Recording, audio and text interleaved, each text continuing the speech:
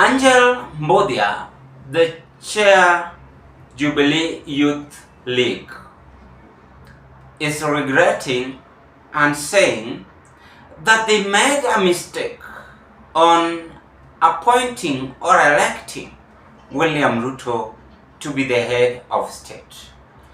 In an interview which was done to her by Trevor Umbija at Citizen TV, is a very shocking interview, I think, to William Ruto's administration.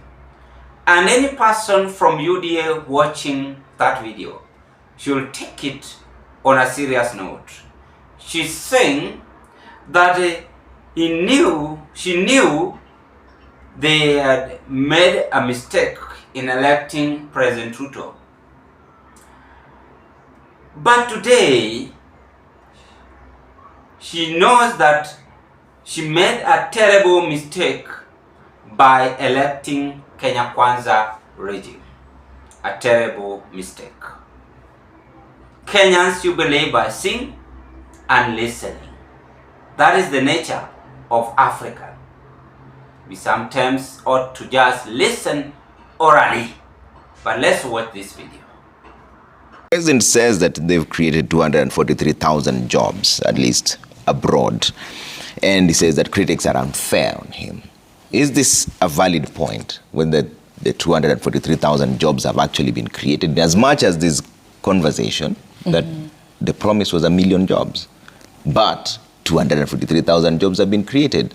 Is that a fair assessment that something is being done? I think I'm perplexed when he says that and expects that for us to believe that he says he has done well and that we need to believe him. And I would wish that he at times listened to people like Arnold Maliba, because Maliba has said we are not where we want to be, but we are not where we started. But the president gave very different remarks, and he said that he's doing much better than we all think that he's doing, and that he's moved on progressively well in some of these sectors, because clearly we are not. And when he talks about exporting young people out of this country, I beg to wonder, why are we brain draining our country? Because we spend so much in educating our students, our young people of this country spend so much taxpayers' dollars, and then we expect that resource to go back to other countries. I think it's quite unfortunate that he prides himself in creating jobs, especially outside the country. I think that he could do much better, because in the last 3 to 6 months, I don't think William Ruto has been doing anything besides politicking. He was busy impeaching his deputy president, and now trying to reorganize his government. We didn't see why he should have done that, but he thought it was a priority for him. And it's very, very unfortunate still that even after drawing up deals with Adani, he comes down now to bring it down, and now it collapses like a house of cards. So we are not even making that one step forward. In my view, I think we are doing less better than I anticipated. I knew on August 9th, 2022 that we had made a mistake by electing Mr. Ruto, but today I know that we made a terrible mistake by electing the Kenya Kwanza administration. It has not put the issues of Kenyans at heart.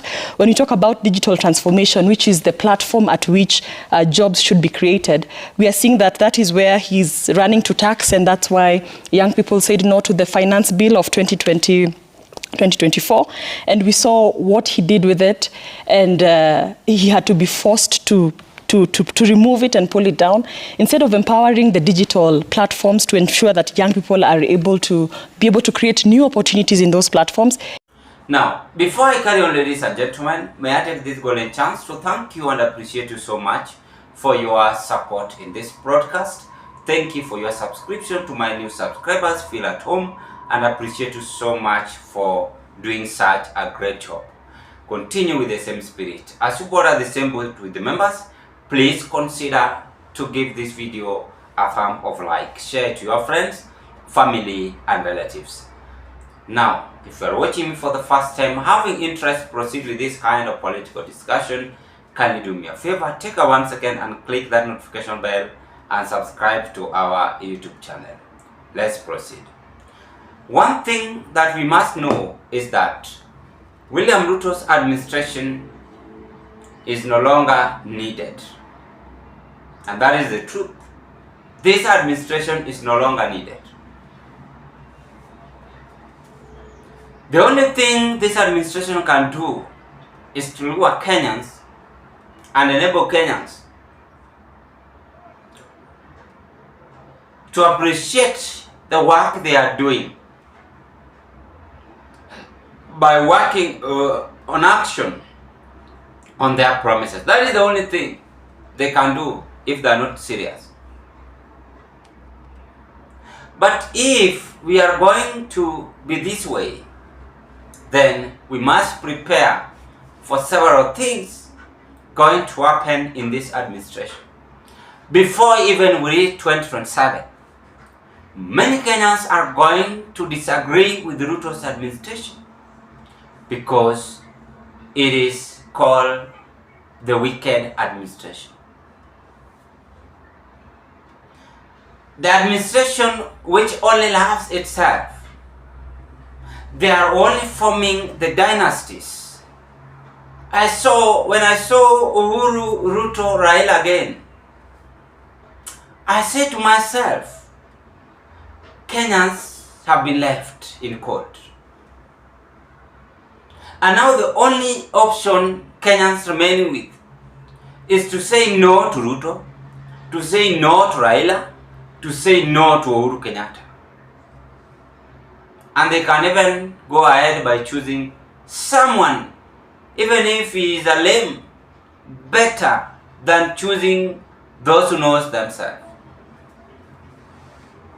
Na ikishindikana I am here, choose me. Kama mtanipigia kura. Though najua wataiba na mimi ninaweza kosana na hao vibaya sana. But that is it. This is a president's speech. Why are they disrupting it?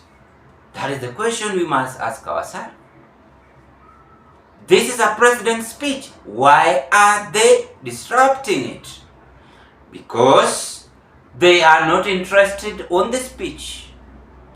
They doesn't care who wrote the speech. They doesn't care who is reading the speech. Their aim was to show Ruto that you must and you will get out from State House. You must prepare for one-term presidency because we no longer need your help. You've disappointed us in various occasions. That is Nyandarua, the Mount Kenya where people are now crumbling for, turning wild to William Ruto's administration. Even Uhuru, if he's not keen, he's going to be chased away. I am telling you for free. The same way, if Raila goes to Kisumu, he will be chased away. Because wananchi washajua tabia zao. Tenda mema, nenda zako. Hiyo ndio inakuanga muhimu kwa maisha ya binadamu. Even if Ruto will go to Rift Valley, he will chase away. Because them themselves are the ones who have made all this distress to themselves. But it's none of my business. I'm happy. I will be happy seeing them being chased. Because they lack what we call leadership skills. They lack what we call leadership interest. They lack what we call leadership understanding. They lack what we call leadership of having that compassionate heart to human being who eat, who laugh, who talk, whether you are not talking about a human being using blood and water. They pretend not to use blood and water, both of them. Why are we lying to ourselves? So the Nyandarua people, apart from listening to the speech, they disrupted it because it won't change. To make it worse, most leaders in this country are incompetent. They no longer need time to help people. Most of them. I was just viewing a video clip of Kajiado, akona bahati sana, but I'm still searching that video. Imagine a governor, a old governor, Mr. Orenku, whichever the name, a old governor having a celebration of Jamhuri Day, sawa ni mzuri, lakini ukiangalia stadium you will be shocked. If you look at the stadium, you will be shocked. Pathetic, not well prepared. Mvua inanyesha, mapolisi ndio hao pia wana parade. Unasema tuko na serikali. And these are things which normally happen. They always happen. They always takes place in our country.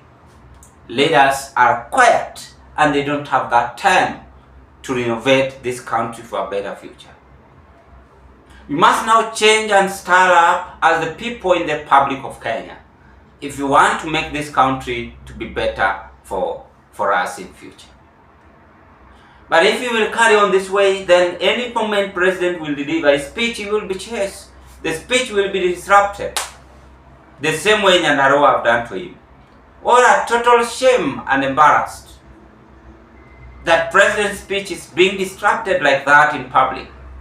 Yet we have president also reading the same speech in Jamhuri Park. Uhuru Garden. Should we blame? Should we blame Kenyans or the head of state? Is the head of state himself have failed to understand the leadership supremacy? We can't blame the electorate. Electorate are right. They can even tear that caratas and nothing will done to them because it is their right. If a leader cannot work and is incompetent or she is incompetent, the best result is to chase him or her away. And it is something which always comes by itself. It is not something which we forge to ourselves. I keep on telling you here, leaders, please work. You will face the consequences. Kenyans are now getting wrath, becoming wrath unto you. And I don't know if they are being sent by God. They are not even having no fear. You must be aware of that. Ladies and gentlemen, what are your take? Thank you, and let's meet on another political discussion. It's still Zion, and may God bless you. Bye-bye.